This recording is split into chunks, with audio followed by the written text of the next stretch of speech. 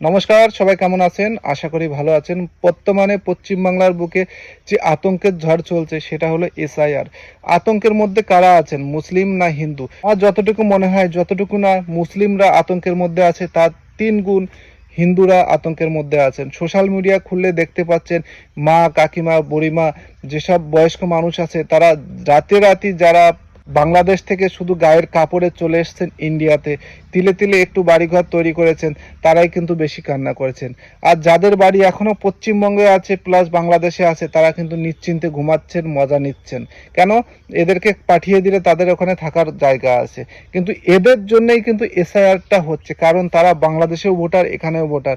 আর দ্বিতীয়ত পশ্চিমবাংলার মুখে অনেক মৃত ভোটারের নাম যা এখনো ভোটার তালিকায় আছে, যারা ভোটের আগে জীবন্ত হয়ে যাচ্ছে, ভোট দিয়ে চলে যাচ্ছে। আর তেমনি মুসলমানরা যাদের পশ্চিমবাংলায় বাড়ি আছে আর বাংলাদেশে বাড়ি আছে, ভোটের আগে আসছেন, ভোট দিয়ে চলে যাচ্ছে।